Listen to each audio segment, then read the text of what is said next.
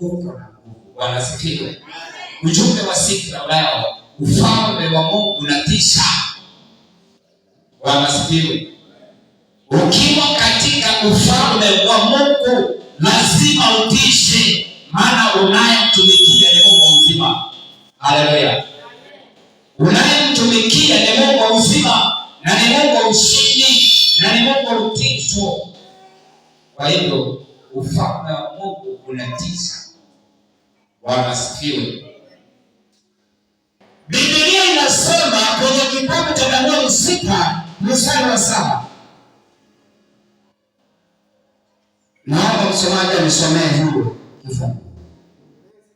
Mstari wa 7. Kulikuweko na watu maamini wakubwa, wafalme wakubwa, wanajeshi wakubwa, serikali kubwa, wameitwa kwa majina yao, kwa ofisi zao wameitwa kasikia. Na unaweza kusoma pia ukaona kwamba walikuweko kama ni madiwani, walikuwa kwenye vipengele, walitoka kipengele cha chini, kutoka naibu hadi mtu mkubwa, rais. Bwana asifiwe. Ninaweza kusema kwamba hao watu walikuwa wanaitwa majina, kama vile unaweza kuita mtu kwamba mzee wa kijiji.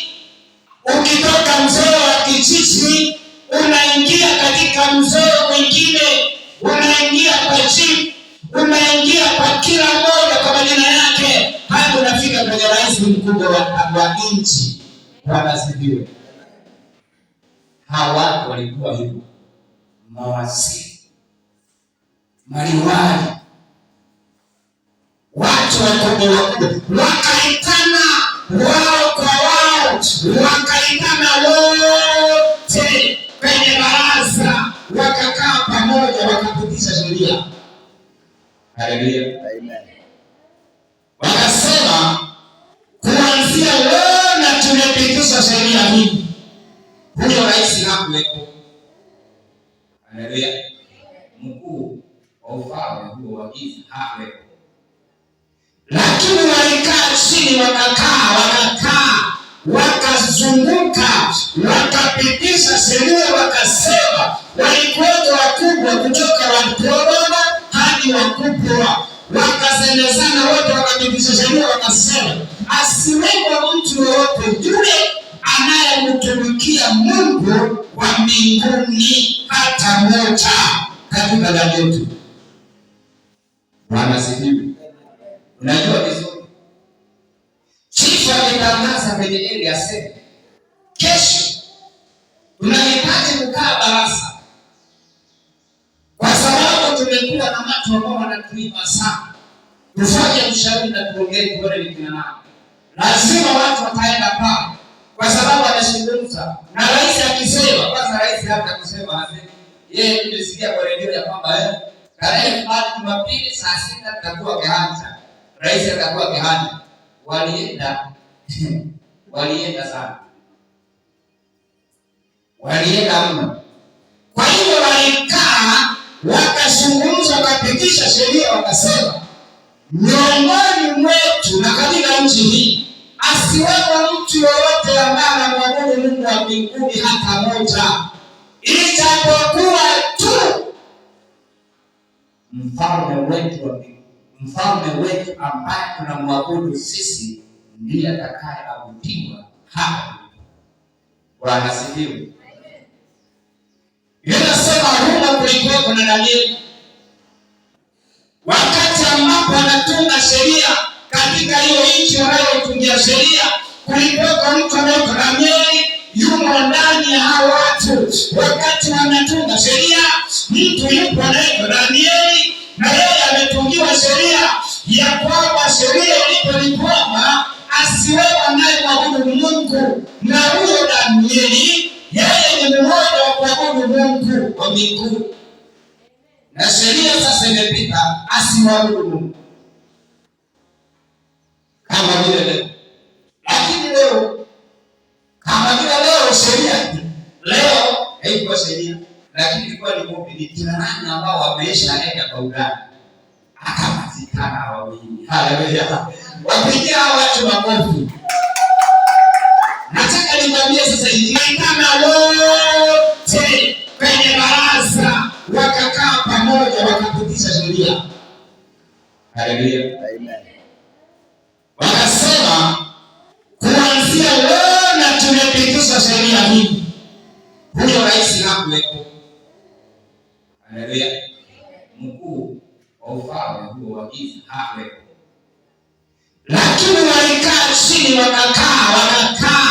wakazunguka, wakapitisha sheria, wakasema walikuwepo wakubwa kutoka wadogo hadi wakubwa, wakasemezana wote, wakapitisha sheria, wakasema asiwepo mtu yoyote yule anayemtumikia Mungu wa mbinguni hata moja katika ndani yetu. Bwana asifiwe. Unajua vizuri chifu alitangaza kwenye eli asema kesho tunahitaji kukaa baraza, kwa sababu tumekuwa na watu ambao wanatuima sana. Tufanye ushauri na tuongee tuone ni kina nani. Lazima watu wataenda pale, kwa sababu anazungumza na rais. Akisema kwanza, rais hata kusema hazi yeye, tumesikia kwa redio ya kwamba tarehe Jumapili saa 6 tutakuwa Kehanja, rais atakuwa Kehanja. Walienda sana, walienda mno.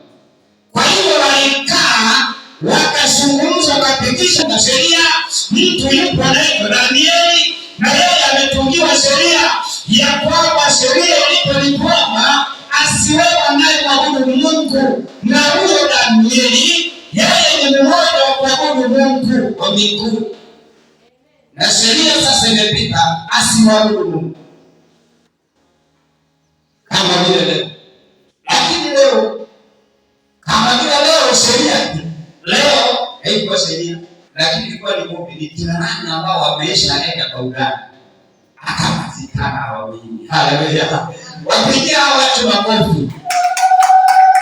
Nataka nikwambie sasa injili kuingilia. Hilo ndilo walioambiwa ya kwamba huyu nani asiwepo mtu anayemwabudu Mungu wa mbinguni, na katika dunia hii asiwepo mtu anayemwabudu Mungu wa mbinguni. Akapatikana Danieli aliyekuwa anamwabudu Mungu wa mbinguni, lakini anasikiliza sheria ambapo imewekwa, anaisikiliza. Eti wanasema aje asiwepo mtu anayemwabudu Mungu. Akajiuliza usipamoja. Bwana asifiwe. Wameniona sasa mimi ndiye ninamwabudu Mungu wa mbinguni, nitafanya namna gani? Maana sheria imewekwa na wakubwa na mimi sistahili. Kama nilivyoongesema anje, kama kusema nilienda siku moja nikaambiwa familia yangu imeoa na Danieli aliyekuwa anamwabudu Mungu wa mbinguni, lakini anasikiliza sheria ambapo imewekwa, anaisikiliza. Eti wanasema aje asiwepo mtu anayemwabudu Mungu. Akajiuliza usipamoja. Bwana asifiwe. Wameniona sasa mimi ndiye ninamwabudu Mungu wa mbinguni, nitafanya namna gani? Maana sheria imewekwa na wakubwa na mimi sistahili. Kama nilivyoongesema anje, kama kusema nilienda siku moja nikaambiwa familia yangu imeoa na watu wote, kuinua mkono kwa kuku. Haleluya. Amen. Kwa hivyo Danieli akawa jiulize, kama ni wewe ambao watu wamekuja waseme, watunge sheria waseme kuanzia leo asiwepo mtu anayemwabudu Mungu wa mbinguni. Akipatikana huyo mtu lazima awepo kwenye moto ama awepo kwenye tundu la simba. Ungefanya namna gani? Utasema wana baba Mungu kona kuja mtamu kwa hii na ndio usafiri kwa hii kile pale mahali ya kudara ambeko kada kuna kale mahali ya dunia utafanya. Yes Father, I come. Hallelujah. Bwana asifiwe. Nitaanza sasa kutumika kwa sababu ufalme amesema. Na wakati mwingine utaulizwa, hivi mwita leo haumtumikii Mungu? Bwana, hapa nilipo kimeumana. Wametangaza ya kwamba asiwepo mtu anayemtumikia Mungu wa mbinguni ila wamtumikie Mungu wao peke yake. Kwa hivyo nimeanza kumtumikia Mungu wao, maana nisifukuzwe kazi. Bwana Yesu asifiwe. Danieli akasema, liwe lisiwalo, hata kama wameweka ukuta, hata kama wamesema ya kwamba wametunga sheria, wamekuta wadogo kwa wakubwa, wamtumikie Mungu wao peke yake. Kwa hivyo nimeanza kumtumikia Mungu wao, maana nisifukuzwe kazi. Bwana Yesu asifiwe. Danieli akasema, liwe lisiwalo, hata kama wameweka ukuta, hata kama wamesema ya kwamba wametunga sheria, wamekuta wadogo kwa wakubwa, walio na macheo wasiokuwa na macheo, waliokuwa na mapunduki wasiokuwa na mapunduki, waliokuwa wako na sehemu za kuweka magereza, lakini mimi hata wazungumze, Mungu wangu lazima nimshikilie, sitamwacha. Ndio maana nakwambia ufalme wa Mungu unatisha. Unaweza kusimamisha mtu wakati ambapo maadui wanaposimama kinyume nawe. Ule ufalme ambaye anatisha, ambaye anaitwa ni Mungu wa Nazareti, anaweza kushinda yote na yote yanaisha.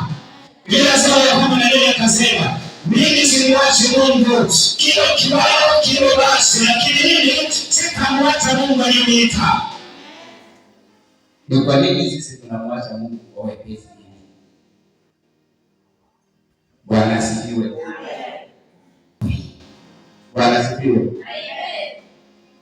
Unasema ya kwamba sijui. Wacha nikwambie hivi.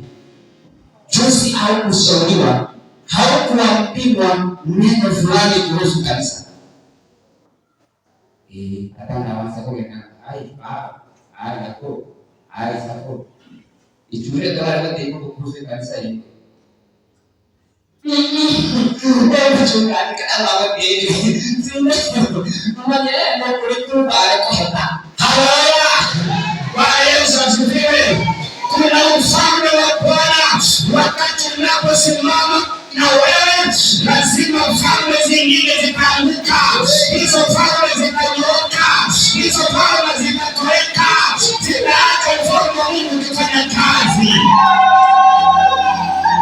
Biblia inasema ya kwamba Danieli akasema, ni wewe isiwe, mimi sitamwacha Mungu, hata kama wataweka mitego, mimi sitamwacha Mungu, mimi hata wanisukume, mimi sitamwacha Mungu, mimi hata wanitoe kwenye kazi, mimi sitamwacha Mungu. Nataka nikwambie, hata wewe wakuinukie, hautamwacha Mungu. Ukisimama kwa Mungu,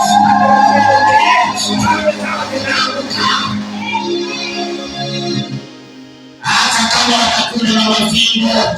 Ukiwa kwenye ufalme wa Mungu, ufalme wa Bwana unatisha, ufalme wa Mungu unaangusha, ufalme wa Mungu unakataa, wakiinuka na mishale yao, ufalme utakusimamisha na wao wataanguka chini, watakuacha ukiendelea na Mungu.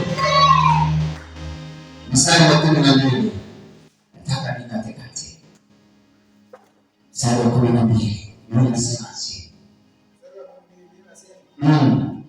ndipo wakakaribia wakasema, baada ya Danieli kusema, mimi nimetangaza kusimama na Mungu wangu, hata kama mlete Mungu yenu, hata kama niko kwenye nchi yenu, hata kama mmenipa kazi, hata kama